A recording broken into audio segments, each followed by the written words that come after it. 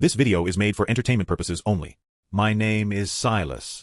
I am 84 years old, born in the hard winter of 1940, just west of the Skagit River. For 35 of those years, I served as a senior topographic surveyor for the Department of Natural Resources, mapping the deepest, quietest folds of the Pacific Northwest. I dealt in elevations, in watershed boundaries, and in the hard, immutable facts of geology. My life has been defined by lines drawn on paper, by coordinates that do not lie, and by the rational certainty that the land is something we can measure. But I have lied to you. Not about the maps, those are accurate, but about what lives in the spaces between the contour lines. I am breaking a silence today that I swore to keep when I was a young man, a silence that was passed down to me by my grandfather, and to him by his own. We are taught that some truths are too heavy for the modern world, that the civilized mind is too fractured to hold the old knowledge without turning it into a spectacle or a commodity. So, we watched, we protected, and we stayed quiet. We let you file your police reports about strange screams in the night. We let you laugh at the blurry photographs. We let you believe that we were just superstitious old men telling campfire stories to keep the tourists in line. I cannot afford that luxury anymore. The calendar hanging on the wall of this care facility reads late 2024, and time has run out. I am not speaking to you today to entertain you. I am not looking for fame. God knows, at my age, the only recognition I'm waiting for is from the Creator. I am speaking because the pact has been broken. Not by us, but by them. You know them as Sasquatch, Bigfoot, cryptids. To my people, and specifically within the private circles of my family, they are the Sabe, the Star People, or simply the neighbors. For a century, they have maintained a strict, ghost-like distance, observing us with a patience that feels geological in scale. They do not interact unless necessary. They do not speak unless the balance of the world is tipping so violently that silence becomes a sin. 3 months ago, for the first time in nearly 100 years, they broke that silence. It wasn't a chance encounter. It wasn't a fleeting shadow crossing a logging road near Mount Rainier. It was a delegation. They came to me, an old man dying of congestive heart failure, because I am the last of the line who knows the old language. Not the spoken words of English or Salish, but the language of gesture, gift, and mind that we established decades ago. They came because they are moving. If you have been paying attention to the wilderness reports, to the deep woods forums, or even to the migratory patterns of elk and deer, you might have noticed an anomaly. The wildlife is moving higher. Not lower, where the food is plentiful and the winter is mild, but higher. Up toward the jagged peaks, into the barren elevations where survival is a brutal calculus. The Sabe are going with them. They are retreating to the high rock, to the caves above the timberline that haven't been used since the last great thaw. They told me why. And that is why I am recording this tape. They carried a message, a warning specifically regarding the year 2025. It is a warning about the sun, and about the stone beneath our feet. They are preparing for a darkness, a shaking of the earth that they have seen before in the long cycles of time that humans have forgotten. They called it the Great Reddening. I have spent my life mapping the land, believing I understood its stability. But as I sit here, looking out at the gray rain falling on the asphalt, I realize that my maps were only ever capturing a moment in time. The neighbors are moving. And if the Sabe are frightened enough to flee the valleys they have guarded for millennia, then God help us all if we do not listen. I need to tell you how this began. I need to tell you about the first time I met the elder of their clan, back when I was a terrifyingly arrogant young surveyor in 1968, thinking I knew everything there was to know about the woods. You need to understand the relationship before you can understand the warning. You need to know that they are not monsters. They are the older brothers we forgot we had, and they are trying to save us from the fire that is coming. It is not a decision I make lightly, this unburdening. For decades, I was content to be a ghost in my own life, guarding the boundaries between your paved world and their ancient one. But the silence in the woods has changed. It is no longer a peace. It is a vacuum. The birds know. The elk know. And the Sabe, the ones you call Bigfoot, though the name feels like a clumsy insult to their dignity, they have packed up. They are moving to the highest peaks, to the granite shields that protect against the shifting of the magnetic lines. My name is Silas. I am 84 years old, and for 30 years I served as a chief topographical surveyor for the Department of Natural Resources here in the Pacific Northwest. My job was to define reality, elevation, acreage, boundaries. I dealt in hard numbers, brass instruments, and ink. I was not a man prone to flights of fancy or superstition. If it wasn't on the quadrant map, it didn't exist. That was my religion. I was a man of measurements in a world that I thought could be measured. But the maps are wrong. Or rather, they are dangerously incomplete. What brings me to this microphone, trembling as I am, is a message delivered to me 3 months ago. It was not spoken in English, nor written on paper. It was conveyed through the old sign, the language of broken twigs, woven grass, and arranged river stones that I spent half a century learning to read. The message was left at the base of the hollow cedar where we exchanged gifts. It was a formation I had never seen in person, only in the gestured stories the elder used to tell me by the firelight. It was the sign for the sky fire. They told me that the sun is waking up. They told me that the Great Reddening, their ancestral memory of a solar event that scorches the atmosphere and rattles the tectonic plates, is returning. They pointed their migration toward the winter of 2025. I am not a prophet. I am just an old man who made friends with a civilization that has watched us rise and expects to watch us fall. I am speaking now because they are gone. For the first time since 1968, the valley behind my cabin is empty. They have retreated to the caves above the timberline to wait out the storm. If they are scared, we should be terrified. But fear is useless without understanding. To make you believe the warning, I have to make you believe in them. Not as monsters, but as people. I need to strip away the tabloids and the horror movies and show you the truth of what lives in the shadows of the Cascades. I need to take you back to the beginning, to the rain-soaked ridge where I nearly died, and where I learned that we are not the masters of this earth. We are merely its tenants, and the landlord is coming to collect.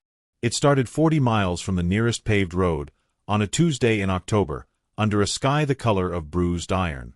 I was young, I was lost, and I was about to find out that the woods were watching me. I was 24 years old, carrying a badge I felt I hadn't quite earned and a rifle I hoped I'd never have to use on anything bigger than a sick deer. It was October of 1968, a year the whole world seemed to be on fire with riots and wars, but up here, in the deep timber of the Pacific Northwest reservation land, the only fire we worried about was the kind that fell from the sky in lightning strikes. But that week, it wasn't fire. It was water.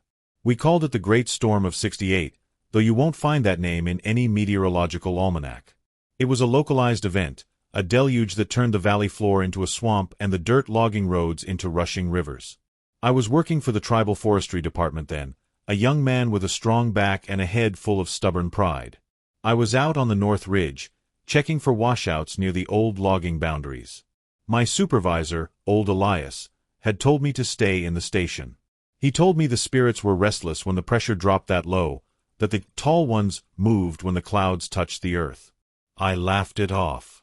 I had been to Vietnam and back. I thought I knew what danger looked like. I thought the woods were just trees, board feet, and biology. I didn't know yet that the forest breathes. I didn't know it watches. I had parked my truck, a beat-up green International Harvester, about 2 miles down the logging road because a cedar had come down across the track. I hiked up the rest of the way, the rain hammering against my yellow slicker like buckshot. It was cold, that bone-deep dampness that you only get in the coastal rainforests, where the moss seems to drink the heat right out of your blood. I remember checking my watch. It was 1400 hours, but the sky was so dark it looked like twilight. The clouds were bruising the tops of the fir trees, hanging low and heavy, the color of slate. I found the washout. The hillside had slumped, taking 100 yards of fence line with it down into the ravine. I was leaning over the edge, trying to gauge if the soil was stable enough to cross, when the ground simply liquidated beneath my boots. I didn't have time to shout. It wasn't a fall so much as a slide, a violent, churning ride down 50 feet of mud, rock, and tangled root systems. I hit the bottom hard. My right leg snapped. I heard it more than I felt it, a dry crack like a pistol shot that echoed inside my own skull. Then the pain hit, white and hot, searing through the cold adrenaline. I lay there in the mud, half buried, the rain pouring into my eyes, gasping for air. I tried to reach for my radio, but it was gone, stripped from my belt during the tumble. I was miles from the truck, alone, with a broken femur, in a storm that was drowning out the world. I laid there for what felt like hours. The hypothermia started to set in, that dangerous drowsiness where the shivering stops and you just want to sleep. I remember looking up at the ridge line, watching the trees sway violently in the wind. And then, abruptly, the wind stopped. Not the rain kept falling, but the wind died. The forest went dead silent. The birds, the squirrels, the distant rush of the river. It all just cut out. In my culture, my grandmother used to tell me that absolute silence is the loudest warning the Creator gives. She said that when the woods go quiet, the master of the forest is walking. I thought it was just a story to keep children from wandering too far. I smelled him first. It wasn't the rot of a bear or the musk of an elk. It was earthy and strong, like ozone and wet pine needles, mixed with something ancient and metallic. I turned my head, fighting the black spots dancing in my vision, and looked toward the tree line. He stepped out from behind a massive hemlock. He was huge, easily 8 feet tall, broad as a barn door, covered in dark matted hair that shed the rain like oil. He didn't walk like an animal. He walked like a man who owned the ground he stepped on. He stood there, 30 feet away, staring at me. I froze. My rifle was 5 feet away, half buried in the muck, but I didn't reach for it. I couldn't. I was paralyzed, not just by the cold, but by a primal awe that stopped my heart in my chest. I expected him to charge. I expected teeth and violence, the way the stories always go. But he just tilted his head, watching me with eyes that were amber, deep-set, and terrifyingly intelligent. He looked at my trapped leg, then back at my face. And in that look, I didn't see a beast deciding how to kill prey. I saw a person making a choice. He moved toward me. I stopped breathing. My lungs burned from the cold air, but I didn't dare take a gasp. He closed the distance in 3 strides, moving with a fluid grace that defied his size. Up close, the sheer mass of him was overwhelming. I could smell him then, not just the stink of a wild animal, though there was that sharp musk, sure, but underneath it, the scent of damp earth and something distinct, almost like crushed cedar and ozone. He knelt beside me in the mud. I flinched, squeezing my eyes shut, bracing for the end. I thought of my wife Martha, back at the cabin, wondering if she'd ever find my body or if I'd just be another missing person statistic in the county logs. But he didn't reach for my throat. His hand, massive and covered in leathery skin, dark as charcoal, reached out and gripped the trunk of the fallen fir tree pinning my leg. Now, that tree. It was a mature Douglas fir. It had to weigh 600 pounds. Maybe more. I'd have needed a winch and a truck to shift it. This Starman, as the tribal elders call them, he didn't even grunt. He just tightened his grip, the muscles in his forearms shifting like steel cables under that wet fur, and he lifted. He lifted it. He raised that log 6 inches off the ground, gentle as a mother lifting a blanket off a sleeping babe. I dragged my leg free, gasping as the blood rushed back into the crushed limb. The pain was blinding, white-hot, and I cried out. He didn't drop the log. He waited until I was completely clear, then set it back down in the mud with a dull thud that shook the puddle water around us. I lay there, shivering, clutching my knee. I looked up at him. The rain was coming down in sheets now, a real deluge, washing the blood from my denim jeans. He loomed over me, the water dripping from his heavy brow ridge. He looked at my leg, then at me, and let out a low, rumbling sound. It wasn't a growl. It was a vibration. I felt it in my chest more than I heard it with my ears. It was concerned. That's the part people don't believe. They can accept a monster. They can accept a beast. But they can't accept that he cared. He reached out one finger, thick as a bratwurst, and lightly touched my shoulder. His touch was warm. Impossibly warm. In that freezing rain, he was like a furnace. He pointed a long arm toward a limestone overhang about 50 yards up the ridge, a spot sheltered from the wind. I tried to stand, but my leg buckled immediately. Before I hit the ground, he caught me. He scooped me up into his arms like I weighed nothing. I'm a big man, or I was back then, 200 pounds of ranger muscle, but to him I was light as a feather. He carried me to the dry earth beneath that overhang and set me down on a bed of dry needles. He sat across from me, his knees pulled up to his chest, just watching. We sat there for hours while the storm raged, tearing branches from the canopy. I remember I took out my canteen, took a shaky sip, and held it out to him. He took it. His fingers were so large they nearly crushed the aluminum, but he was careful. He sniffed it, took a drink, and handed it back. Our fingers brushed. That was the moment. That was the contract signed between us. No words, no lawyers, just water and shelter in the middle of a natural disaster. When the rain finally broke just before dawn, he stood up. He looked at the sky, sniffing the air, then looked back at me with an expression of profound sadness. He pointed to the east, where the sun would rise, and then he touched his own chest and pointed to the sky. Then he turned and vanished into the rhododendrons. Silence returned to the woods. I limped back to the service road 3 hours later using a branch as a crutch. When the sheriff asked me what happened, I told him I'd slipped. I told him I got lucky. I didn't say a word about the giant who saved me. Not then. I knew if I spoke, men with guns and cages would come. And I owed him my life. But that wasn't the last time I saw him. That was just the beginning. Over the next 50 years, he came back. And eventually, he brought his family. And eventually, he started to speak. I didn't go back up that ridge for 6 months. My leg had shattered in 2 places. A tibial plateau fracture, the orthopedic surgeon in Tacoma called it.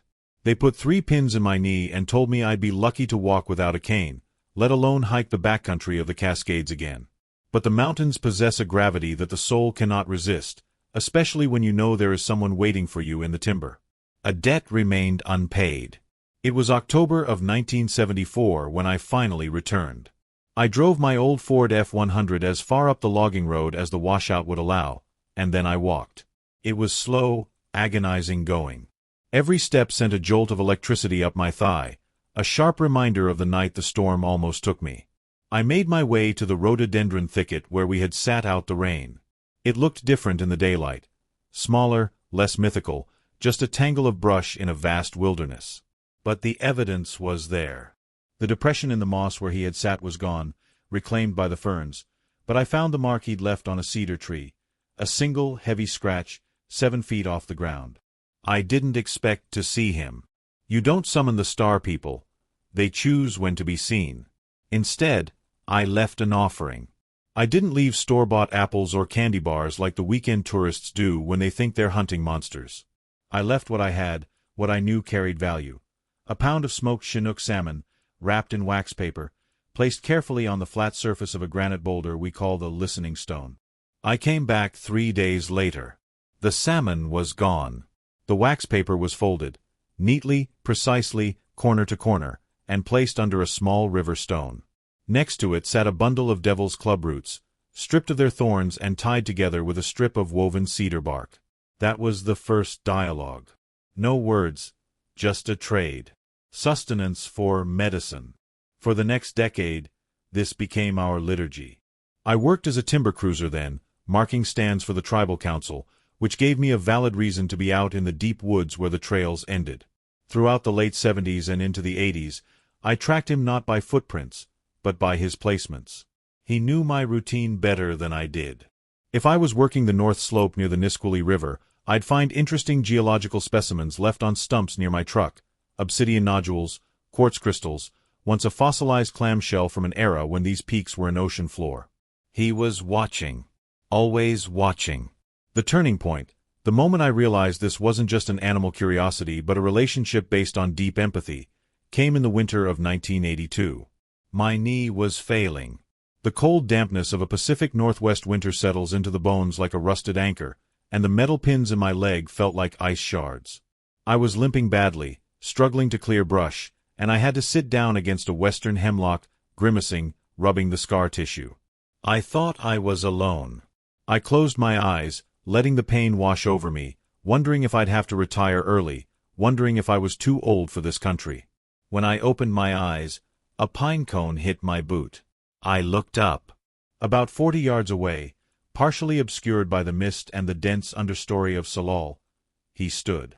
He had grayed significantly since that first night. His coat was a mixture of dark espresso and silver now, thick and matted against the cold. He didn't roar. He didn't posture or slap the trees. He simply held my gaze with those wide amber eyes, eyes that held a fierce, ancient intelligence. He mimicked my motion, rubbing his own knee, then pointed a long, dark finger to a cluster of vegetation near the creek bed. After he faded back into the tree line, I went to the spot he indicated. Growing there, hidden from casual view, was a patch of Arnica cordifolia, heartleaf arnica. A potent anti-inflammatory.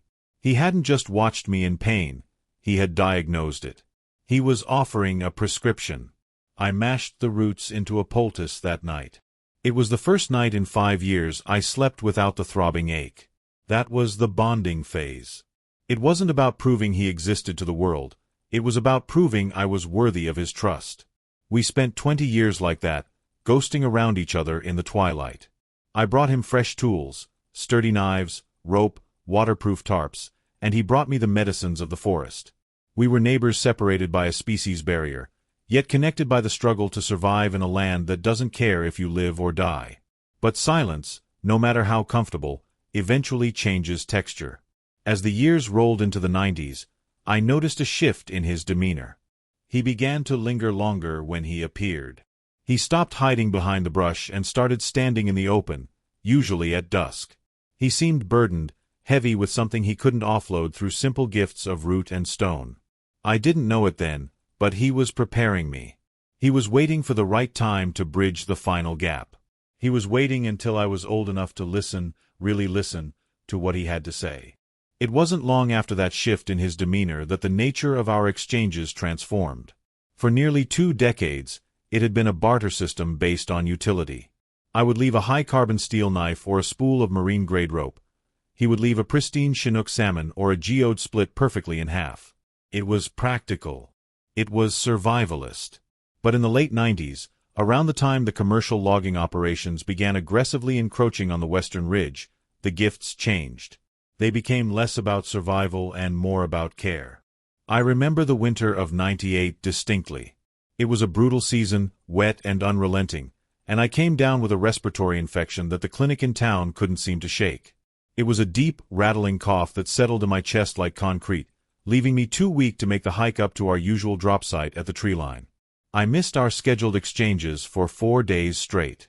On the 5th night, a storm was battering the roof, shaking the rafters of my cabin.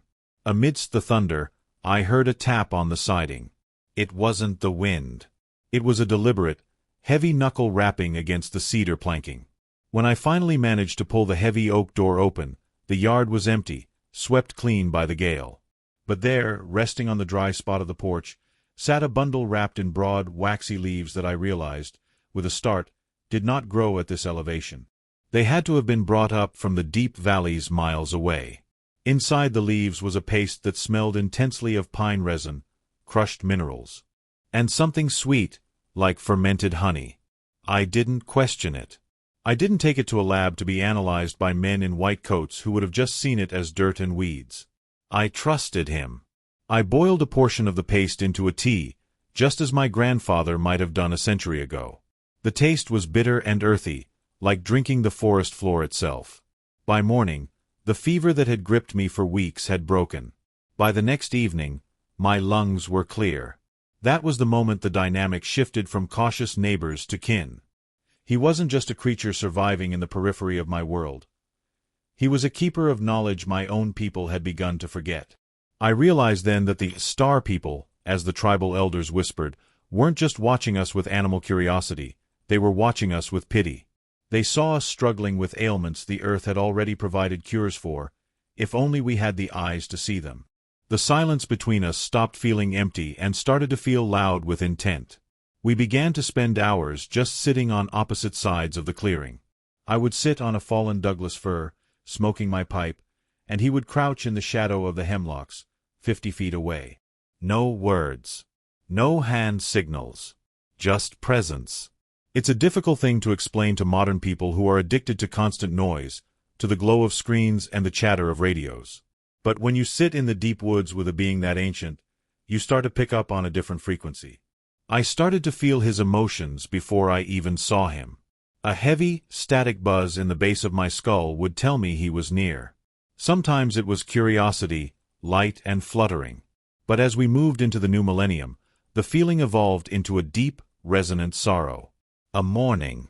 I would look into those wide, dark eyes that didn't reflect the light like a deer's, but seemed to absorb it, and I saw a reflection of the land's own fatigue.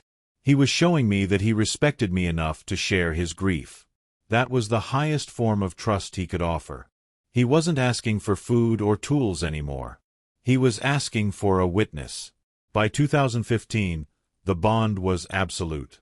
I was no longer the ranger patrolling his woods. I was his student. And he was the weary teacher, watching the calendar, waiting for the specific alignment of stars and seasons to tell me what he knew was coming. He knew I wouldn't laugh. He knew I wouldn't call the tabloids or the game wardens. He knew I was finally ready to carry the weight of the message he had been holding onto for decades. The silence had been a test, you see. And I had finally passed. You have to understand, up until that point, I still viewed him through the lens of Western biology. I was a man of science, a man who spent 30 years wearing the badge of the National Park Service. To me, he was a biological anomaly, a relic hominid, perhaps a distinct species of Gigantopithecus that had somehow managed to evade the logging trucks and the urban sprawl. I was documenting his scat, his gait, his caloric intake. I was trying to fit a square peg into the round hole of a taxonomy textbook. But that perspective shattered in the autumn of 2016. It was late October. The air up on the ridge was thin and bit at the back of your throat, smelling of dry pine needles and coming snow. I had hiked up to our usual meeting spot, a granite shelf overlooking the valley floor, specifically because the Orionid's meteor shower was peaking that night. I brought my old Zeiss binoculars and a thermos of black coffee, expecting a solitary vigil. But he was already there. He wasn't foraging. He wasn't scanning the tree line for elk or threats.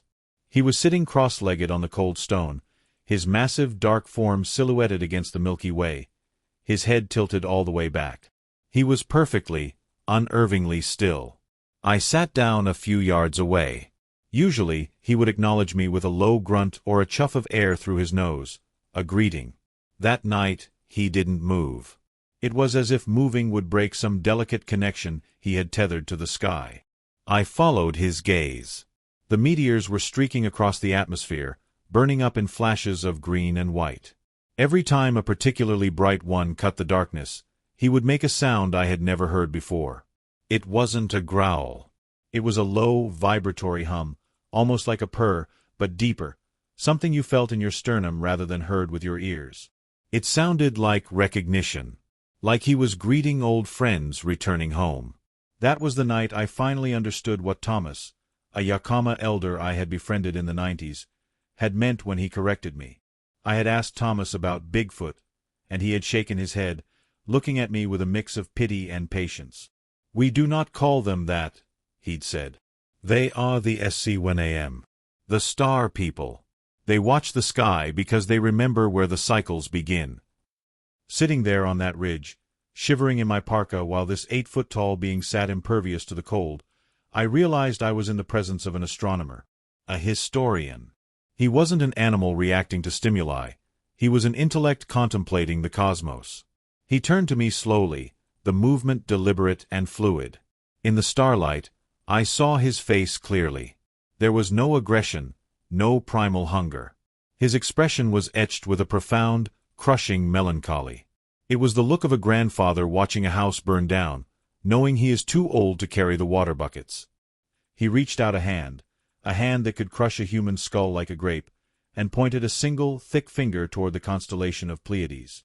Then, he moved his hand in a slow, descending arc toward the horizon, mimicking a falling trajectory. He looked at me, then tapped his chest, right over his heart, and then tapped the ground. Asterisk star. Heart. Earth. Asterisk. It was the first time he had communicated an abstract concept to me. He wasn't asking for apples or warning me about a bear. He was telling me about his origins, or perhaps his duty. He was showing me that his stewardship of these woods wasn't just territorial instinct. It was a sacred charge. I felt a sudden, sharp shame for all the years I had spent thinking of him as a specimen. He had a culture. He had a history that likely predated the written word of my own people. And he possessed an emotional capacity that seemed to dwarf my own. I saw moisture in the corners of those deep-set eyes. He was grieving, not for himself, but for what he saw written in the celestial mechanics above us. He knew something was coming. The hum in his chest changed pitch, becoming discordant, anxious. He began to arrange small stones on the granite shelf between us. I leaned in, my flashlight clicked off so I wouldn't ruin his night vision. He placed a large, white quartz rock in the center. The sun, I assumed. Then, he placed smaller, dark river stones around it in a specific configuration. He wasn't just stargazing. He was building a calendar. He looked at the arrangement, then at me, and let out a long, shuddering breath that fogged in the cold air. He pushed the earth stone slightly away from the sunstone, then swept his hand across the arrangement as if wiping it clean. The hair on my arms stood up. This wasn't primitive instinct. This was a warning delivered by a guardian who had been watching the cycles for centuries, waiting for a listener who wouldn't run away. He was trying to bridge the gap between his silence and my ignorance, desperate to make me understand that the stability we took for granted was ending. That night on the ridge, the monster died, and the guardian was revealed. And for the first time in my life, I wasn't afraid of him. I was afraid for us. You have to understand, up until that moment, I had spent 40 years thinking of these beings as reclusive animals. Intelligent, yes. Elusive, certainly. But animals nonetheless. I thought they were hiding from us because they feared our guns, our bulldozers, our noise.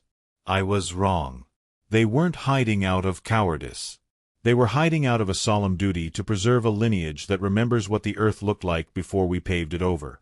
He didn't look at me like a predator looks at prey. He didn't even look at me with the curiosity of a primate examining a new tool. As the wind whipped over that ridge, carrying the biting scent of pine and coming snow, he looked at me like a grandfather looks at a reckless child playing too close to a cliff edge, with a heartbreaking mixture of pity and helplessness. It was in his eyes. I wish I could describe them to you with the clinical precision of a medical report, but medicine doesn't have words for the depth of soul I saw there. They were dark, set deep beneath that heavy brow, but they were swimming with a profound, ancient sorrow.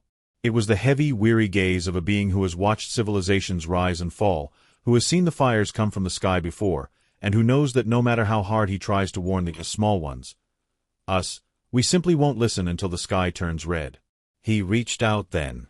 Not to strike me, but he hovered that massive leather-padded hand just inches from my shoulder.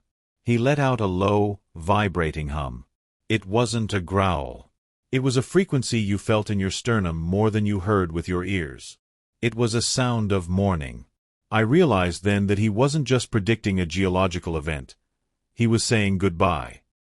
He turned his head slowly toward the tree-line behind us, into the pitch-black density of the old-growth forest. Following his gaze, I saw them.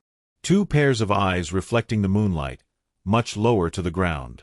A female, perhaps, and a young one. They had been there the whole time, silent as ghosts, watching their patriarch try to communicate with the ignorant human. He wasn't just a monster in the woods. He was a father. He was a protector. And he was terrified for his family. He gestured again to the stones, tapping the sun rock and then pointing sharply to the peaks of the high cascades, towards the lava tubes and the deep caves that exist way above the timberline. The message was clear, transcending any spoken language. Asterisk, the fire is returning. We are going up. You should go up, too. Asterisk. That is why they have been seen migrating. That is why the sightings in the valleys have dropped, while reports from alpinists and high-altitude surveyors have spiked. The star people, as my grandmother called them, aren't just brute beasts roaming the wilderness. They are the ancient astronomers of this continent. They have kept the calendar. They remember the cycles of the sun that modern science is only just beginning to model with supercomputers. As he turned to walk away, dissolving back into the shadows to join his kin, I felt a devastating sense of loss. Not because I had lost a discovery, but because I realized we, as a species, are orphans. We have forgotten how to read the sky, and we have chased away the only family we have left who remembers how to survive what's coming. He left me there with the stones, the silence, and a date that I would later calculate with terrifying precision to the year 2025. It was not a sudden panic that gripped the woods, but a slow, deliberate withdrawal. A retreating tide of life that most people were too distracted to notice. I have spent 50 years tracking the pulse of the Cascade Range. First as a boy learning the old ways from my grandfather, and later as a surveyor for the Department of Natural Resources. I know what the forest sounds like when it is at peace. I know the rhythm of the elk herds moving between the low valleys and the high summer pastures. But what started happening in the spring of 2023 was not a seasonal shift. It was an evacuation. The first sign was the silence in the deep ravines. The huckleberry patches in the lower elevations, usually stripped bare by late August, remained heavy with fruit. The trails along the Lewis River, where I had left apples and braided sweetgrass for my shadow friends for decades, went cold. My gifts rotted on the moss. For 6 months, I felt a hollow ache in my chest, a fear that perhaps they had finally succumbed to the encroaching logging roads or some unknown pathogen. It is a terrible thing to walk through a cathedral of ancient cedar and feel that the spirit of the place has packed up and left. But they hadn't vanished. They had climbed. By the winter of 2024, the whispers began to trickle down from the high country. These weren't the usual vague reports from tourists spooked by shadows near the campgrounds. These were accounts from seasoned mountaineers, glacier technicians, and high-altitude rescue pilots, men and women who deal in hard data, not ghost stories. They were seeing them on the exposed ridges of Mount Rainier and Mount Adams, far above the timberline where no large primate has any biological business existing. One report, kept off the official logs, came from a maintenance crew servicing a radio repeater at 7,000 feet. They described a procession. Not a solitary wandering male, which is what we typically encounter, but a family unit. They were moving in a single file across a scree field, trudging upward into the biting wind with a singular, terrifying purpose. The crew foreman told me later, over coffee that shook in his hands, that the creatures didn't even look at them. That was the detail that chilled him the most. Usually, the Sasquatch are masters of evasion. If they see you, they vanish. If they can't vanish, they posture. But these ones, they ignored the humans entirely. They were driven by a fear greater than their fear of us. The silence had been broken, not by speech, but by visibility. The ancient compact, that they stay hidden and we stay blind, was dissolving. They were breaking cover because the cover no longer mattered. When a house is burning, you don't worry about who sees you running through the front door. I began to map these sightings, overlaying them with the geological survey maps I still had from my service days. The data was irrefutable. Every clan, every family group from the Siskiyous to the northern Cascades, was converging on the highest, most stable geological formations in the Pacific Northwest. They were seeking altitude. They were seeking the stone roots of the world. And they were doing it with an urgency that suggested the clock my grandfather's friend had warned me about was ticking faster than I dared to imagine. It wasn't just the star people, either. If you knew where to look, you could see the ripple effect in the rest of the ecosystem. The mule deer were wintering higher than usual. The wolves were shifting their territories upward. The natural world was bracing for impact. I remember standing on my porch late one evening, looking up at the dark silhouette of the mountain against the starlit sky, realizing that the erratic behavior of the sun, the solar maximums, the geomagnetic storms disrupting our GPS systems, was not just headline news to them. It was a signal. The Great Fire was returning, and the guardians of this land were moving to the only safe harbor left. They were trying to show us, through their very presence in the Forbidden Heights, that the valleys we call home were about to become a trap. I needed to be sure. It wasn't enough to read the signs in the deer trails or the migration patterns of the wolves. I needed to hear it from him. I packed my rucksack, my old canvas service pack, and drove my truck up the logging road toward Painted Rock. It was November 14th, a night cold enough to crack the sap in the pines and freeze the breath in your lungs. I met Thomas, the elder I mentioned earlier, at the trailhead. He didn't say a word, just nodded and pointed his walking stick toward the ridgeline, a place no tourist map marks. We hiked in silence for 2 hours. My heart was hammering, not just from the elevation, but from the heaviness in the air. It felt like the moments before a thunderstorm, that static charge that makes the hair on your arms stand up. When we reached the plateau, the contact was waiting. I've described the star people to you before as shadows or fleeting giants, mere glimpses in the periphery. But that night, under the hard, unforgiving light of a hunter's moon, there was no hiding. He stood nearly 9 feet tall, his fur matted with the dust of the high scree and the sap of the ancient hemlocks.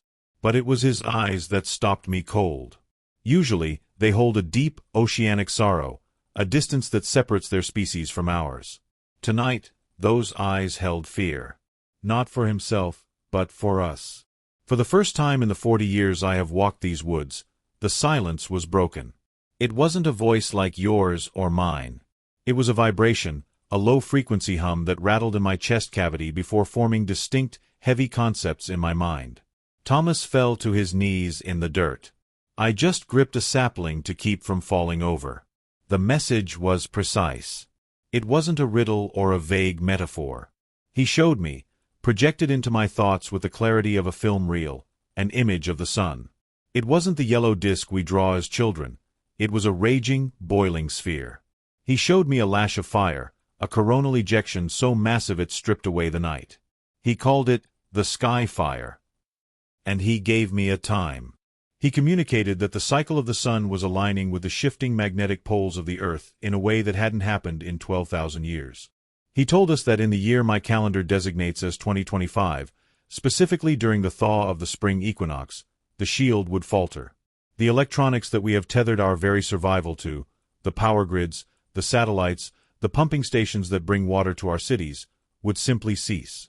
The silence would be absolute. But that wasn't the reason they were moving higher. It wasn't just the loss of power.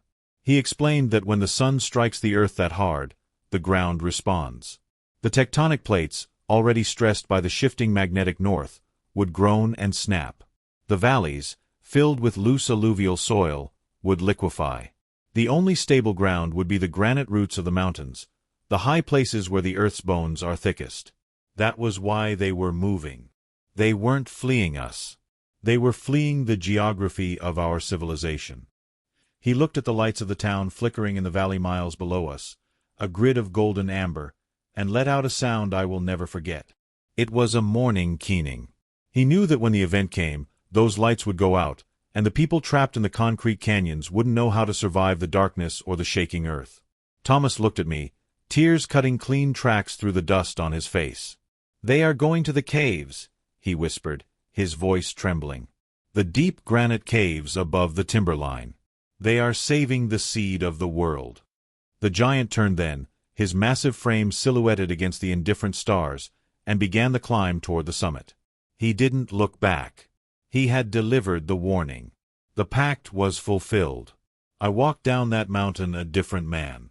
I looked at my truck, my phone, the radio tower blinking on the adjacent peak, and I didn't see tools of convenience anymore.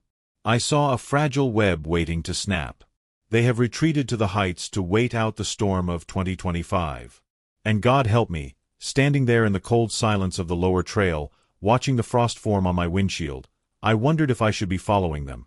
That silence that followed wasn't just the absence of sound. It was a physical weight, heavy and suffocating, like the air pressure dropping before a tornado touches down. For 20 years, these woods had felt alive to me, watched, guarded, occupied by a presence that was ancient and intelligent. But as the sound of his heavy footfalls faded into the scree and granite of the higher peaks, the forest suddenly felt empty. Just trees. Just rocks. The magic had migrated, retreating up into the death zone where humans couldn't follow, leaving the rest of us down here exposed. Thomas, the tribal elder who had been my bridge to this world, didn't move for a long time. He just stared up at the ridgeline where the guardian had vanished. When he finally turned to me, he looked older than I had ever seen him. The vitality that usually hummed around him when we were in the presence of the star people had drained away, leaving a frail old man shivering in a flannel jacket. "We have to go," Thomas said, his voice raspy. They won't come back down. Not until the fire in the sky has passed. We made our way back to my truck in a daze. My knees, usually reliable despite my 70 years, felt like water. It wasn't the hike, it was the burden of what we had just been told. On the drive down the logging road, the heater rattling against the cold mountain air, I pressed Thomas for clarity. The creature, the one I had called the patriarch for 2 decades, had communicated in that chest-vibrating infrasound. Images flooded directly into the mind, but Thomas was the one who could translate the nuances. "He showed you the sun," Thomas said, staring out at the passing pines illuminated by my headlights. "Not the sun as we see it, warm and giving. He showed you the angry sun."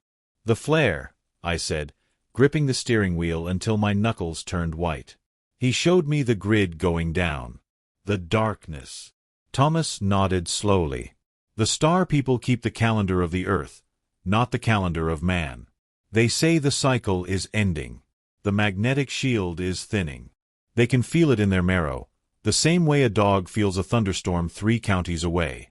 They said the great shaking will start in the winter of 2025. The sun will vomit its poison, and the lights of your cities will die." I remember pulling over at the overlook that gives a view of the valley floor. Below us, the town of Darrington twinkled like a bed of embers, streetlights, porch lights, the glowing arches of the gas station. Usually, that sight brought me comfort, a sense of civilization and safety after a week in the bush. Now, it looked like a graveyard waiting to happen. It looked fragile. "Why tell us?" I asked. "If they are leaving, if they are sealing themselves in the high granite caves to ride it out, why break the silence after 100 years just to warn 2 old men?" Thomas looked at me with a sad, pitying smile. "Because you fed his kin when the winter was hard, John. Because you didn't shoot. They understand debt. They wanted one human to know that when the silence comes, it isn't the end of the world. It is just the end of this world. They are preserving the seed. They wanted you to know that life will continue, even if your machines do not." That drive home was the longest of my life. I looked at the power lines sagging along the highway, the transformers on the poles, the cell tower blinking red in the distance. We have built our entire existence, our safety, our food supply, on a foundation of electricity that the star people view as nothing more than a temporary aberration. A flicker. When I dropped Thomas off at his cabin, he didn't say goodbye. He just gripped my hand, his skin papery and dry. "Do not go looking for them in the spring," he warned me. "The lower forests are ours now. They have closed the door." I drove the rest of the way to my house in silence, the radio off. I walked into my kitchen, surrounded by the hum of the refrigerator, the digital clock on the microwave, the charging light on my laptop. I felt like a ghost haunting my own life. The prophecy wasn't just a prediction of a solar event, it was a notice of eviction for the modern age. And the hardest part wasn't the fear of 2025.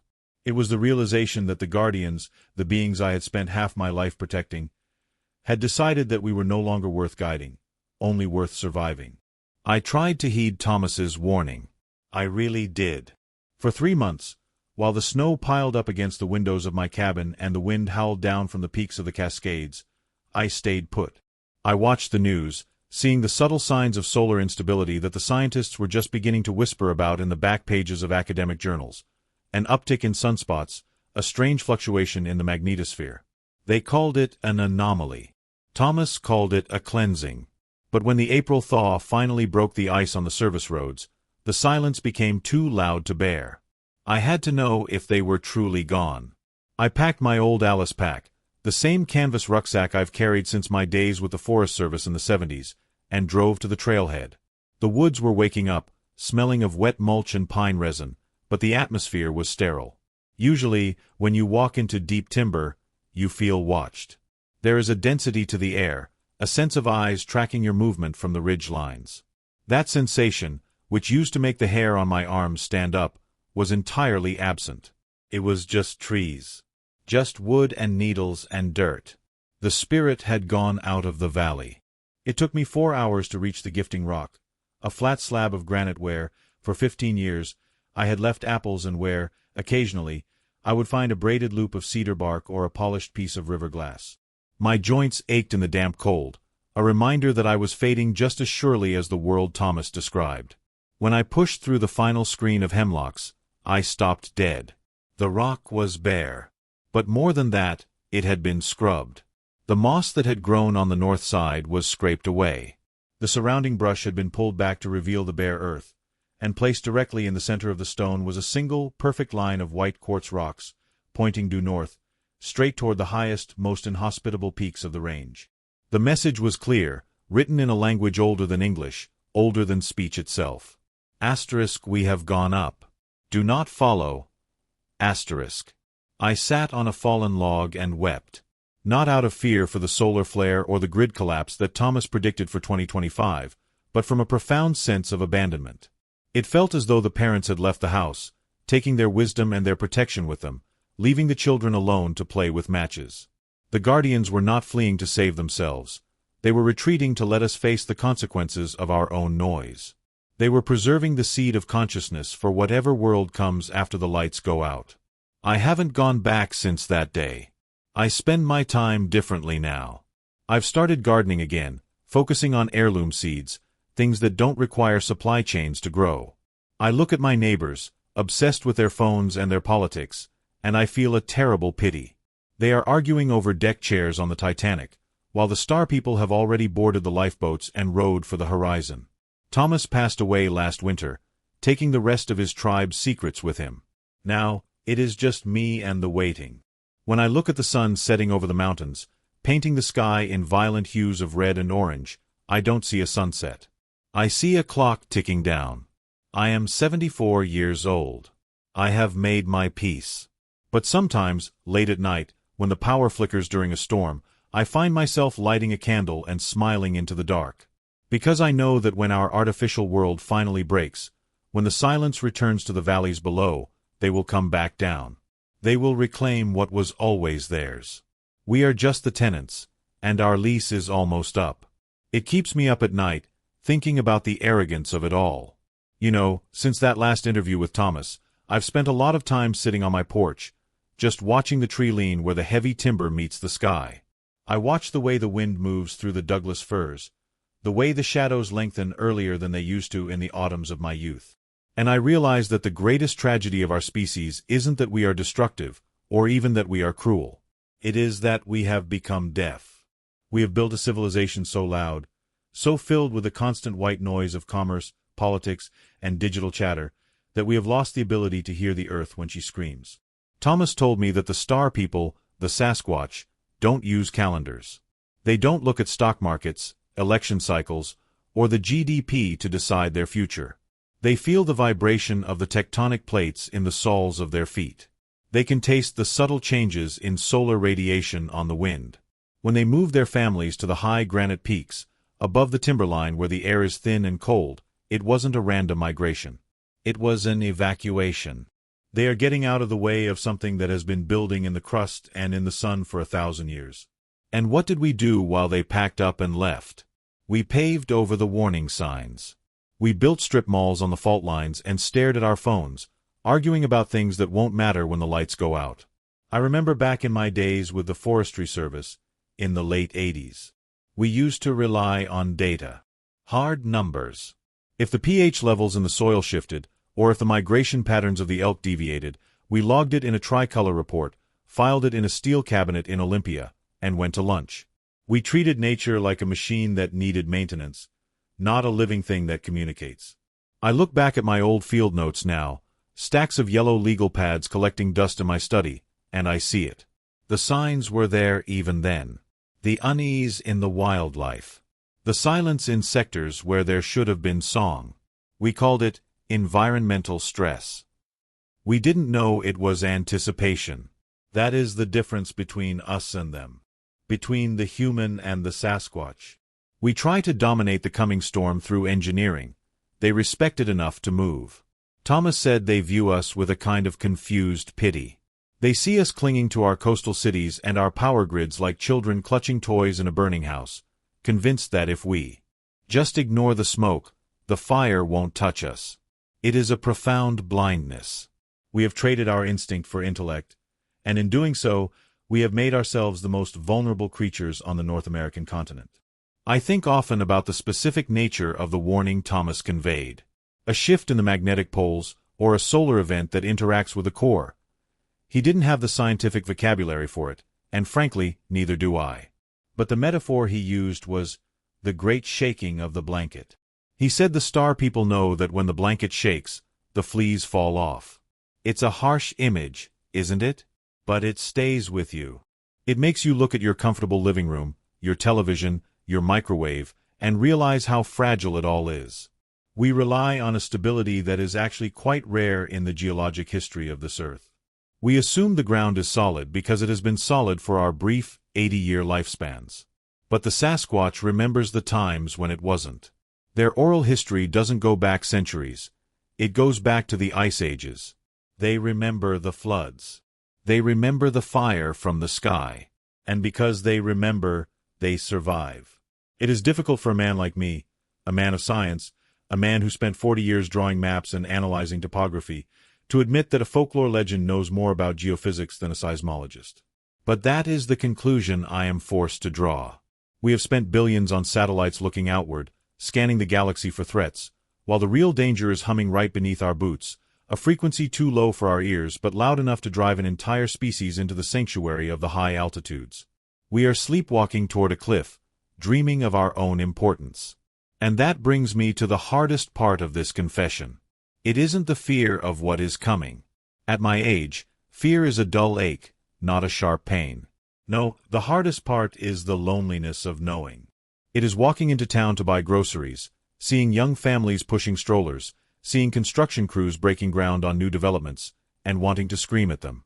I want to grab them by the shoulders and tell them to look at the mountains. Look at where the animals have gone. But I don't. I can't. Because who would listen to an old man talking about monsters and solar flares? They would call it senility. They would offer me pills to quiet my mind, to make me deaf again, just like them. The elder Thomas told me that the star people do not measure time with clocks or calendars. They measure it in cycles of the sun and the shifting of the magnetic poles. But he was very specific about one thing, a translation he had wrestled with for years to give me a number I could understand. He pointed to the year 2025. He said that is when the sun's heartbeat aligns with the Earth's vulnerability. It wasn't a prediction of the end of the world. The star people don't believe the world ends, only that it changes skin, but it was a prediction of a great quieting. A moment when the electrical hum that wraps our planet, the artificial noise we have wrapped ourselves in like a warm blanket, will be stripped away. They have gone up the mountain because they know that when the grid goes dark, when the satellites drift aimlessly, the valleys will become places of chaos. Not from the Earth itself, but from us. From the panic of a species that has forgotten how to drink from a river or navigate by the moss on the trees. The Sasquatch look at us not with malice, but with a profound, heartbreaking pity. They see us as the younger siblings who have found a box of matches and locked the door from the inside. They cannot save us from our own inventions. They can only wait for the fire to burn itself out and see who is left standing in the ashes. I used to think their silence was a judgment. Now, as I sit here looking at the photographs I never published, touching the braided sweetgrass Thomas gave me, I realize their silence is a mercy. They didn't want to frighten us. They wanted to give us the dignity of facing our own consequences. But they left the door ajar. That is what this migration is. It is a signal. A final gesture from the older brother to the younger, pointing up toward the ridgelines, saying, "The water is rising. The fire is coming. Come back to the wild before the gates close." I am too old to climb those peaks now. My knees ache when the barometric pressure drops, and my lungs can't handle the thin air above the timberline. I will stay here, in this valley, with the people who think I am just a crazy old man telling ghost stories. I will face whatever 2025 brings right here on my front porch. But I am telling you this, you, listening to this tape in your car, or in your living room with the blue light of a screen washing over your face, so that you have the choice I didn't make until it was too late.